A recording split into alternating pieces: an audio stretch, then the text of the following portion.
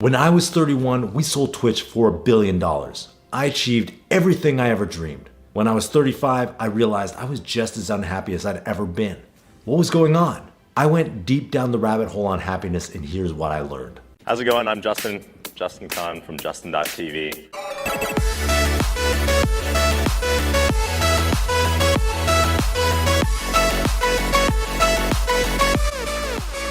What's up, guys? It's Justin, your favorite founder's favorite founder. Welcome to my YouTube channel. Smash subscribe and bang that bell, and I'll love you forever. Humans are adaptive by nature. I often hear this pushed in the business world. Never be satisfied. It's meant to glorify the idea of endless conquest, but the spirit of pursuit is a double-edged sword. When taken too far, it can create feelings of inadequacy and self-resentment. This is known as the hedonic treadmill, and it's the reason you may be unhappy. It's the idea that we're endlessly running after attractive things and thinking that they're going to bring us closer to happiness.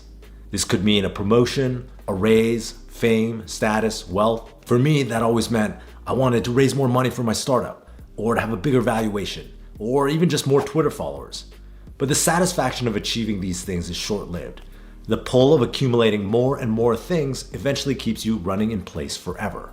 I experienced this when starting off in the tech industry. I was constantly surrounded by people who I thought were more successful than me. I saw my friends, like Steve Huffman and Alexis Ohanian of Reddit, sell their company for millions of dollars. I'll never forget what I told Michael Seibel, my Justin TV and Twitch co-founder.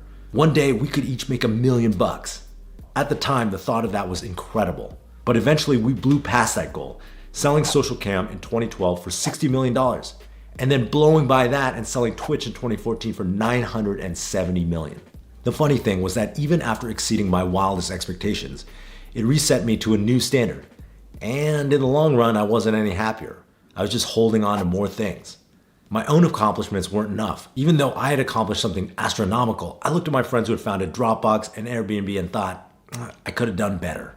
And that constant need to do better and better is what drove me to start more and more companies. I'd been working at Y Combinator investing in startups, but it wasn't enough.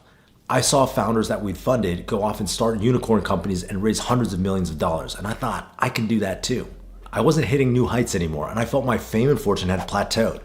Selective memory kicked in, and I forgot how stressed and unhappy I'd been as a founder. I started looking at some of the founders we had backed at YC, who were raising money for their companies now in the valuations of hundreds of millions or billions. They weren't any better than me. I should get back in the game, start a new company, build something new. In my mind, the next company was going to be the success story that would be even bigger. It'd be bigger than Twitch. This time, it would definitely be different. Before I knew, I was back on the treadmill. Sure, I'd done well, but I had friends who had done even better. My ego was hungry and wanted to be fed.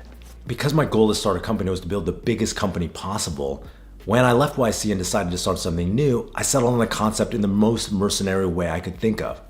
All I wanted to do was create something really, really big. Once again, my dreams were full of insanely large numbers. A $10 billion company, a $100 billion company. I'm gonna leave this story for Atrium for another time, but what I wanted to impart here is that hedonic treadmill is not always obvious or trivial. We may not even be aware that we're getting caught up in it, and many of us struggle getting on and off throughout our lives. Ironically, the pursuit of happiness can lead us into the eternal trap of chasing unhappiness. Being mindful of this is the first step off the treadmill and into the right direction, inwards.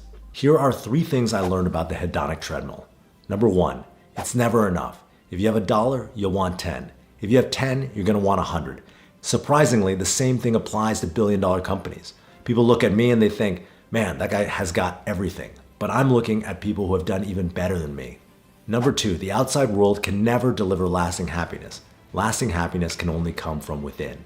Number 3, instead of looking to the external, look inside. Meditation, gratitude, exercise. These are the things that have helped me be happy every day. I'll cover the things that have helped me be happy in depth in the next video. All right, if you enjoyed this video, you know what to do. Smash subscribe and bang that bell, and I'll see you guys next time. All right, that's it. How long is that?